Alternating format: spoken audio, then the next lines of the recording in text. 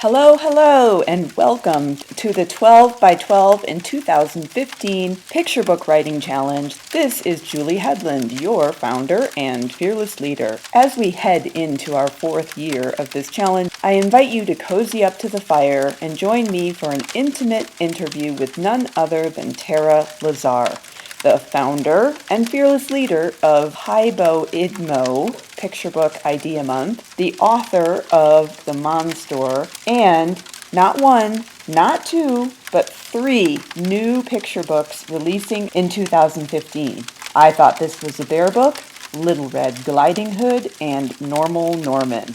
Please welcome Tara.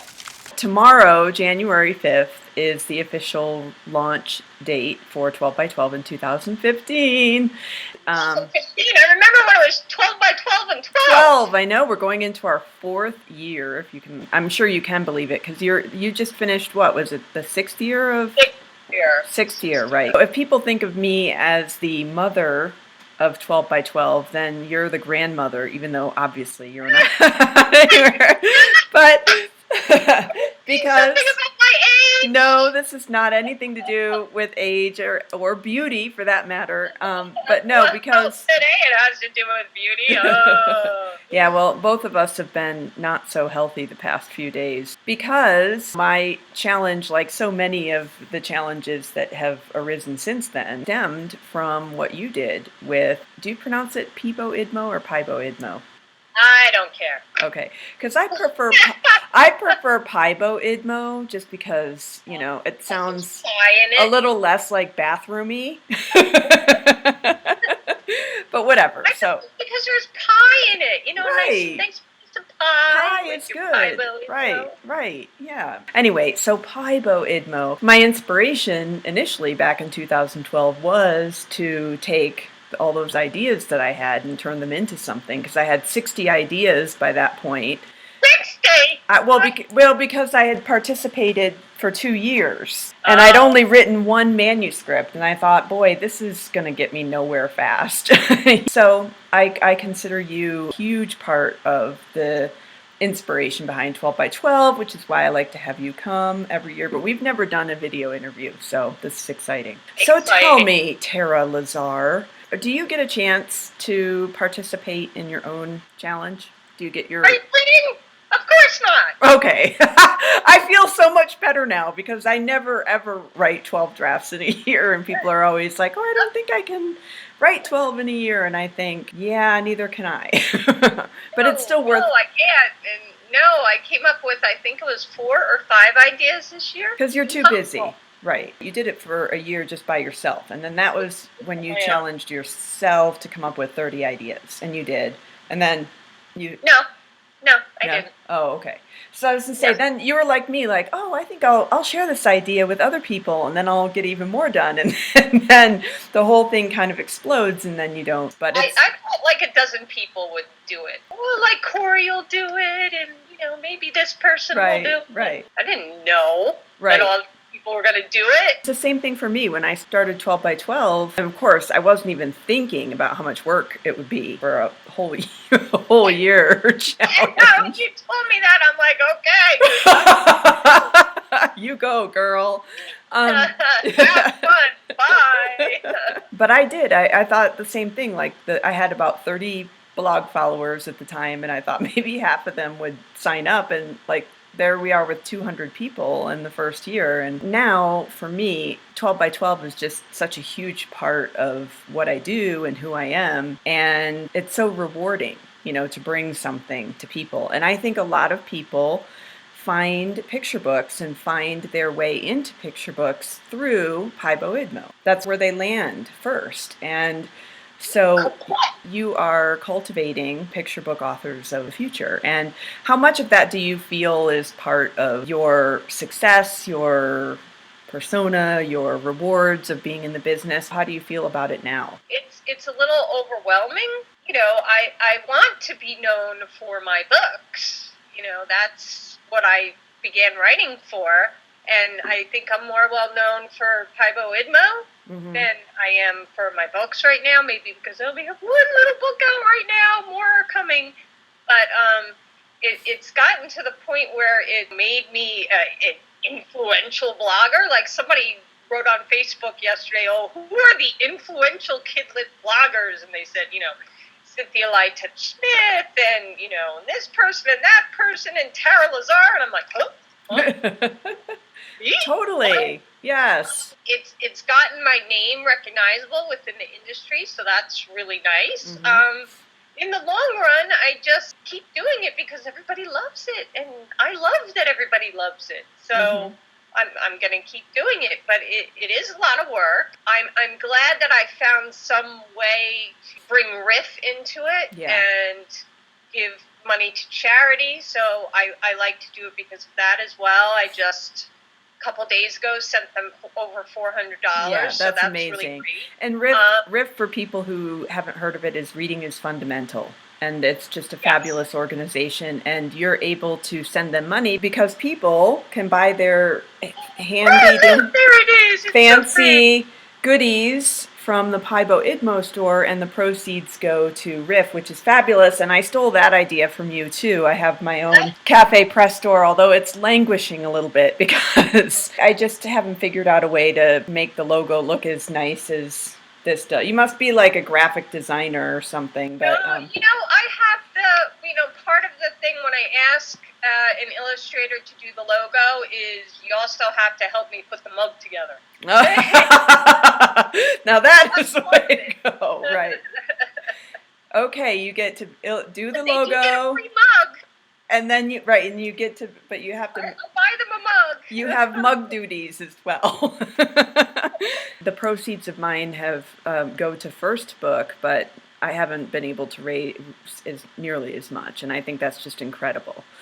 And it also shows how dedicated people are to the challenge. I have a mug from every year. You have more mugs than I do. Well, you have to have a mug. Come on now.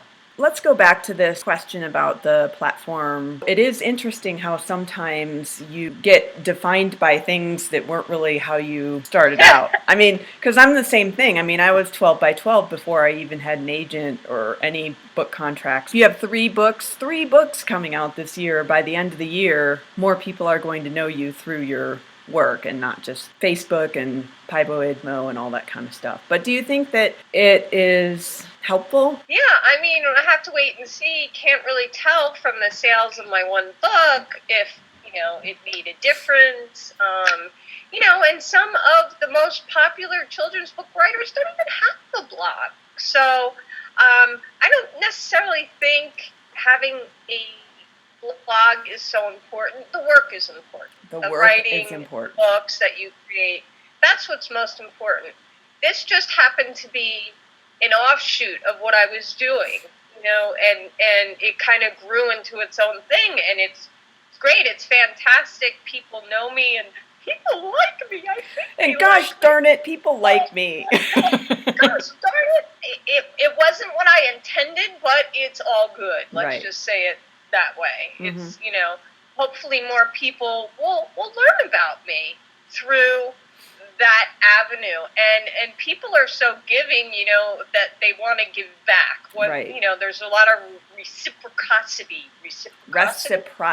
I think. Reciprocity. I can't say it, but we all know what that is, and there's a lot of it going on. People blog about my books, and people blog about the challenge, and it's great. It just gets more people knowing about it, and in the end, what I'm doing, what is my goal anyway? My goal is to make great books for children, and I like to think I'm helping other people make great books for children. Exactly. The more books there are, the better, because that means another child is going to be saved, so to speak. Another child is going to have the opportunity to have a favorite book. Ooh, I just got a chill. And that's what we're all trying to do. That's a beautiful way of putting it. That the more we are writing and focusing on the work, which is what these challenges really are about at the end. I mean, I know, I've now got a lot of bells and whistles on 12 by 12 at different levels, but at the end of the day, the objective is to write a picture book draft every month of the year. I mean, that's what we strive for. Now, not everybody does. In fact, most people don't. But my contention is that we all write more than we would have if we didn't have each other cheering Right. each other on. And the same thing with Paibo Idmo. I didn't win this year. I think this is the first year I didn't win because I got caught on idea number 26 and I wrote a draft, So, but I'm thinking, well, does that make me not a winner? I think I'm a winner, because now I not only have 25 other ideas, No matter but what. right. Even though I have 4 or 5 ideas, I'm Right. still. I don't know what it was like for you when you were first starting out, but I do. I remember that sense of you want everything to happen now, like right now, Yeah, you're very instantly. impatient. Because for a lot of us, I think we were waiting a really long time to find the right time in our life to actually do this kind of work. Like, I knew I wasn't going to make a living out of this, so I got a job first. Yeah, right. And, I had a family, and, all these other things happened, and this was always on the back burner. And then when I finally sat down and said, okay, now I'm going to get really serious about this, it wanted to happen right away because, man, I'm waiting all these years. Let it happen now. And you really don't realize that to be good at what you're doing, and you're not going to be good on day 1 or day 2 or day 627. Right. It takes a couple years. At least. Of all the people who might sit down to write a children's book in the world, those of us who really choose to dedicate ourselves to it are probably already have some natural talent. So maybe we're in the top 20%. But what people don't realize is that you really have to get into that top 1%. At least, if you're going to be published. So even if you're a lot better than most other people, it still takes a long time before you get to that level where your work is ready. I wonder what you did and what advice you would give people who are in that stage, because I really do feel for people, and it's hard. I remember there's this big chasm between where you are and where you want to be. You feel like if you could just get one break. More for me, it was more like, okay, stop submitting. I did the same thing. Yep. Stop submitting. I said, you're obviously not ready. You're getting all these rejections. You're not ready. Just stop it, will you? And just don't worry about it and just write. And then I did for like about a year, to the point where I had the Monster, and Corey Rosen Schwartz had read it and said, this is it, Tara. This is it. This is the one that's going to get published. I swear, this is it. I've got good radar. And, she does. So that was the one, and I was like, I don't want to submit it. And she's like, just submit it. And she encouraged me to do it, but up until that point, I hadn't submitted for like a year, and I just concentrated on writing and getting good ideas. I don't think my ideas were good enough until that point, because what I used to do was get an idea, boom, in my head, and boom, down at the typewriter. Typewriter. What is this? This is a computer. In the 1950s? I sit down right away and start writing it, and I didn't really stop to think, is this a good idea? What happens in this story? Is this reasonable? Is this marketable? I didn't have any of those things in my head, and now I really do. And so when I get an idea, I write it down and I kind of file it away, and I let it marinate in my brain for a while, and then I write after some things happen and come together. But really the most important thing was realizing it'll happen if I'm just persistent. Don't rush it. And I was spending so much time submitting. It took me such a long time to submit something that I wasn't writing when I was submitting, because it cut my brain in half and I couldn't use both portions. It was either write or submit. So when I was submitting, I wasn't writing. So I knew I needed more of the writing, so I shut down that part. Yeah. I did the same exact thing. I quit submitting for a whole year, and I just said that's it. You are not ready. And it was such a relief. And then when I did start submitting again, it was still another year and a half before I got an agent. I mean, I wasn't submitting like crazy either. I was very careful about it, and I was still working on the writing side and learning as much as I could. But I know it's just hard, because people do think once they get an agent. Well, and once you sell one book, that's it. You're set for life, and you're not. Yeah. I constantly worry that I sold 3 books this year. But I'm constantly worried I'm not going to get another good idea. I'm not going to write another good manuscript. I'll never be published again. It's constantly in the back of your head. This is all a fluke. Somebody's going to figure out I'm a fraud. Like right now, here we are at the beginning of 2015. I haven't really written in a long time. I'm like, oh my God, I'm in trouble. What am I going to do? I got to sell the next book. I got to keep producing. The reason I brought this up is not to be, negative Nelly. Like, it never gets better, because it does. I mean, there's a huge amount of reward in seeing your first book published. And, now my second book came out this year. But I have that same anxiety. I don't have any deals waiting in the wings. And so it's like, I got to get cracking. But the reason I bring it up is because I just want people to know, and we try, you and I and loads of other bloggers, we try to say that we really do get it. Because it's the same for everybody, no matter where you are in your journey. There's no such thing as the brass ring. What you have to do is just find the joy in the process. And also, for me, I think, in the community. That's why I love running 12 by 12 so much, and why I think when you say, I love that people love it, about Paibo Idmo, that it gives you, it's a touchstone, and you're creating meaning in other ways in addition to the books. But I mean, just think, like 10 years from now, how many books will have been published that started out as Paibo Idmo ideas, or that were 12 by 12 drafts? There's already a ton out there. Yeah. I lost count because people told me or people mention it, and then people are shy and they don't tell me. And I'm like, tell me, I want to publish a success story. Right. I want other people to know. And people don't tell me. It's like, oh, I didn't want to bother you. Don't bother me! Really? Like, this is the cream at the top of, the frosting on the cake, right? This is what makes it... I mean, this is great. This is what it's all about. So I want to know if you have a success story. If one of the Paibo Idmo ideas got you an agent, it got you the Barbara Carlin grant from SCBWI, which it has several times over the past several years, or if it got you a contract, or if it even, got an editor to talk to you, anything. Well, and that's actually a great point, too, because sometimes it feels like there's this big chasm between where you are and where you want to be. You can get a sense of whether you're moving in the right direction. Yeah. I remember the first time I got a rejection that wasn't a form letter. Or you do a pitch session at a conference and you get an agent who actually asks you to submit. All these little things tell you that you are headed in the right direction, and that's what you have to hold on to. It's like the rope, that you just keep following along, hand over hand over hand over hand. And then eventually, like you said, if you're persistent, you get an agent and you get a book deal, and you get another book deal.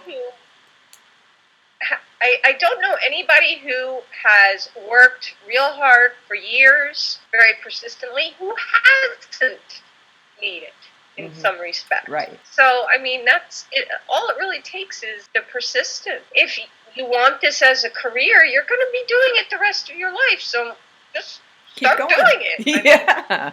Just keep going. And it's like, keep going. It's not going to stop once you get a contract. You're going to keep going after that. Right. There's no place that you just land and go, okay, now I'm set forever.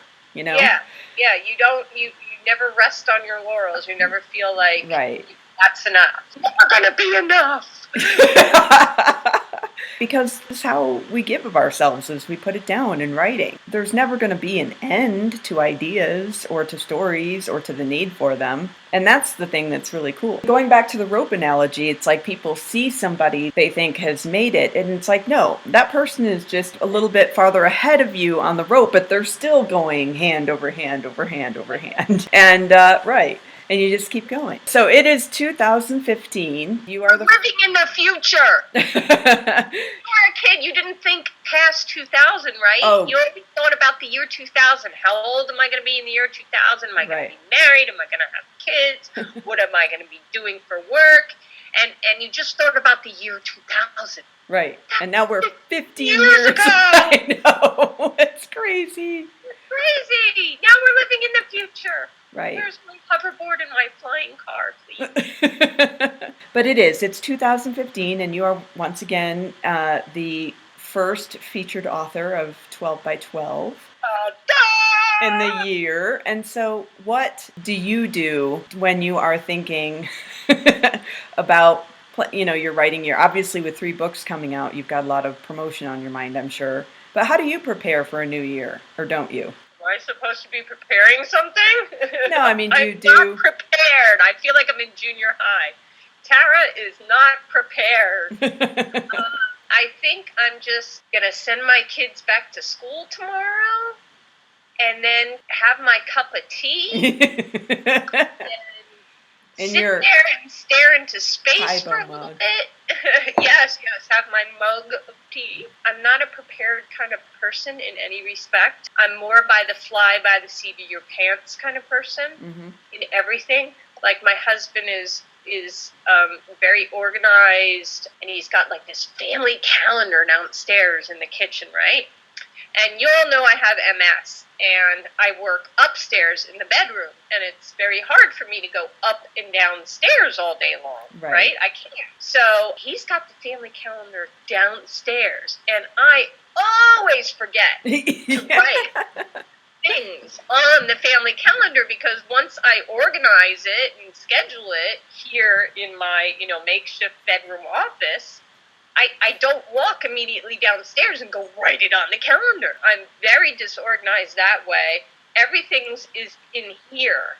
Like, I put everything up here and try to organize it up here and never write it down, which is probably bad, but I've been existing this way my whole life, and it kind of works for me. So I'm not prepared. I'm not jotting down all these great things of what I'm going to do, I mean, the goal is still the same, write a good book and get it published. I've got some revisions I need to do on 2 manuscripts. Need to talk with my agent about what we're doing with a manuscript that won't seem to sell because it's about the circus. Don't write a circus manuscript. Don't do it. Circus, I don't know. They don't like circuses unless it's, by Marla Frazee. That's okay. Right. Let her write the circus book. Would she? The Barber and the Clown, right? Right, but exactly. Otherwise, it doesn't seem like editors want circus books because the animal cruelty and clowns are scary. Those are the 2 reasons I've gotten most of the time.